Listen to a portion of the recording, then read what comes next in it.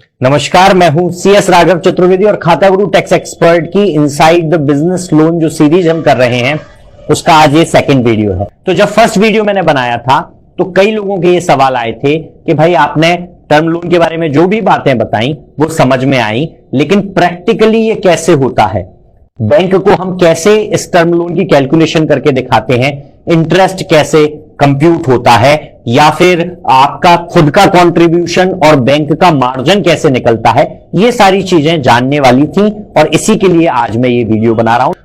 तो जैसे ये प्रोजेक्ट है, ये बेसिकली एक फर्नीचर मैन्युफैक्चरिंग यूनिट का प्रोजेक्ट है। इसके इंट्रो में यदि हम देखें तो इस व्यक्ति को कैपिटल एक्सपेंडिचर के लिए 6.5 लाख रुपए चाहिए। कैपिटल एक्सपेंडिचर बोले तो एक ऐसा एक्सपेंडिचर जिससे कोई मशीनरी ये परचेज कर रहा है या फिक्स एसेट ये परचेज कर रहा है, वो कैपिटल एक्सपेंडिचर कहलाएगा। और वर्किंग कैपिटल रिक्वायरमेंट जो हमारा अगला टॉपिक भी है लोन में, जिसके बारे में हम बाद में बात भी करेंगे, सीसीओडी लिमिट, उसके तौर पर इसको 3.5 लाख रुपए चाहिए। यानी ये मानकर चलता है कि 6.5 लाख रुपए की मशीनरी और 3.5 लाख रुपए इसको और हाथ खर्चे या व्यवसाय खर्चे के तौर पर मिल जाए तो कुल 10 लाख रुपए में ये प्रोजेक्ट लगा सकता है। लेकिन पूरा 10 लाख रुपए से बैंक नहीं देखा। आप जैसे नीचे देख पा रहे हैं कि प्रोमोटर का कंट्रीब्यूशन इसको 50,000 रुपए लगाना है और 9.5 लाख रुपए यानी 95% जो है ये बैंक से मांग रहा है। मैं आपको टर्म लोन शेड्यूल दिखा रहा हूं जहां हमें बहुत बेहतर तरीके से समझ में आएगा कि बेसिकली ये टर्म लोन कैसे ले रहा है और कैसे वापस चुका रहा है। तो मंथ है नवंबर 2023, जहां इसका ओपनिंग बैलेंस है 6,17,500। क्यों है? चला नवंबर के मंथ से बैंक कहेगा कि भैया आप वापस दीजिए, तो वापस कैसे देंगे? हम एक इंस्टॉलमेंट की राशि तय करते हैं। जैसे इसके केस में 10,291 रुपए 67 पैसे यानी लगभग 10,292 रुपए की मंथली इंस्टॉलमेंट बैंक इसकी मांग देगा। हर महीने आप देखिए नवंबर, दिसंबर, जनवरी 24, फरवरी 24, मार्च 24, इसी तरीके से अगले फाइनेंशियल ईयर, उसके बाद अक्टूबर 2028, अभी चल रहा है नवंबर, तो अक्टूबर 28 में जाके इसकी 60 किश्तें यानी 5 साल का समय पूरा हो जाएगा। तब इसका क्लोजिंग बैलेंस कितना दिख रहा है? 0। यानी तब तक ये पूरी राशि चुका देगा। अब इस राशि को इसने क्या चुकाया, कैसे चुकाया, कितना ब्याज आया, इसके लिए मैं आपको ये टेबल बता रहा हूं। इसका ओपनिंग बैलेंस था इस फाइनेंशियल ईयर में 23-24 में 6,17,500। जब साल खत्म होगा यानी मार्च 2024 में आप देखिए इसके पास जो बैंक की राशि है, कुछ राशि चुका देगा, कितनी चुकाएगा वो भी मैं बताता हूं, लेकिन क्लोजिंग बैलेंस जो रह जाएगा वो रह जाएगा 5,66,041 रुपए 65 पैसे।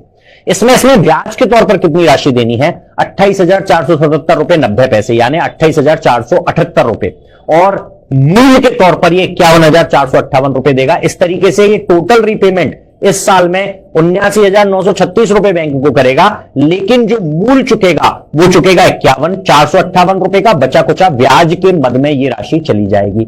इसी तरीके से साल दर साल आप देखेंगे कि ये जो राशि है उसमें ब्याज और मूल चुकाकर ये इतनी राशि, जैसे अगले ही साल की आप बात कीजिए, कुल राशि ये बैंक को दे रहा है 1,81,830 रुपए, लेकिन बैंक मूल के अगेंस्ट कितना एडजस्ट कर रहा है? 1,23,500 रुपए। बचा कुचा 58,330 रुपए जो है वो इसके ब्याज के तौर पर चले जाएंगे।